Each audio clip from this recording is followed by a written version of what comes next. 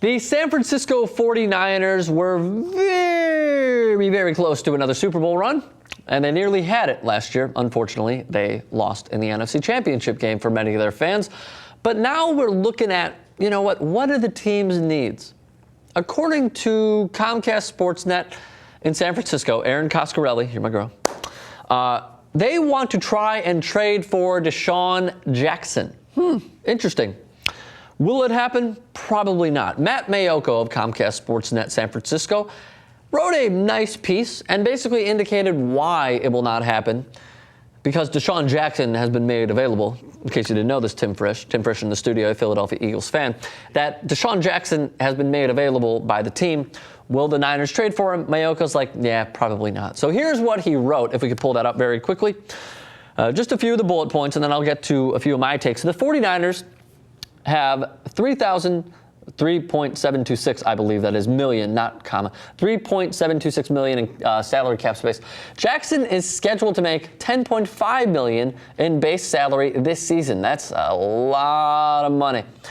And the GM has long stated that his first priority is to, quote, take care of our own.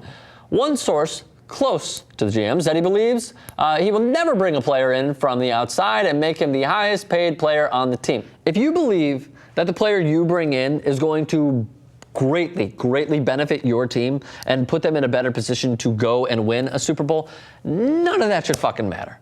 None of it should matter that, we don't want to bring someone in because it'll piss off our own and whatnot. Look, dude, if you go to the Super Bowl and you win the Super Bowl, and that guy certainly helps the cause and aids you in the process and turns your team from a B+ to an A- or an A- to an A+, what exactly does it matter? I understand that there are egos in the locker room and whatnot, some stuff that you just can't control. But if it puts you in a better position to win, and he's not one of your own, and you bring him in and he's like your highest paid player and whatnot, screw the players.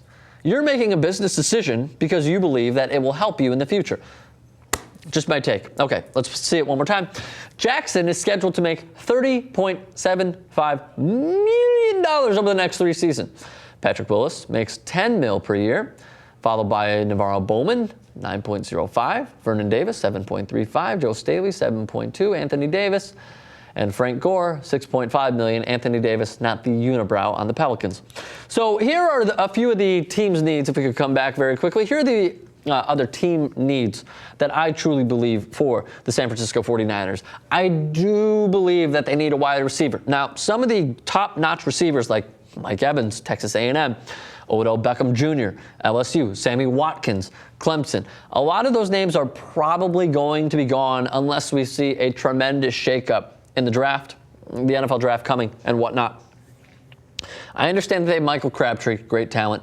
He is their clear-cut number one. They just re-signed Anquan Boldin, who had a really good year filling in for Crabtree and making a lot of plays, whether it was over the middle or downfield. He did not have a fantastic year, but he is good. Everyone knows Anquan Boldin, Super Bowl winner, is a good, gritty, solid NFL wide receiver. And then they also have Quentin Patton, who they believe is going to be a formidable wide receiver and aid their way to another Super Bowl run. But upgrade at wide receiver. Just my opinion. The best remaining wide receivers, by the way, the list is thin.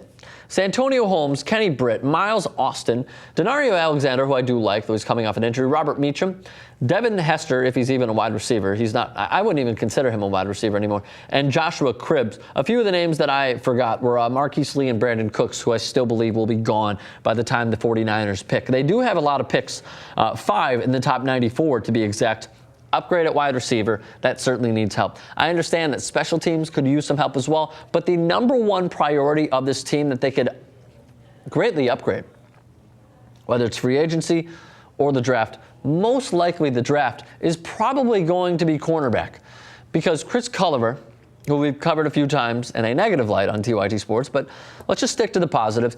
I believe he tore his ACL and whatnot. He's trying to make a recovery. They also have Tremaine Brock, and they have a few others. But they're facing good teams this year. They face solid offenses, and we could put the Eagles in that very category because they have, a guy named Nick Foles who barely turns the ball over. At least he did not last year. They added Darren Sproles. They have LaShawn McCoy. That's a solid offense, especially DeSean Jackson. Jeremy Macklin's healthy. Sky's the limit for that offense. They face the Chicago Bears, all bias aside.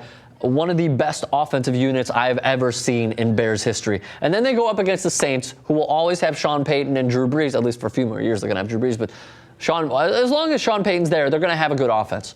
Upgrade at corner, upgrade at receiver, see what you could do. At least that's what I truly believe, but what do you believe? What's my ending? Leave a thought in the comment section below and subscribe to TYT Sports.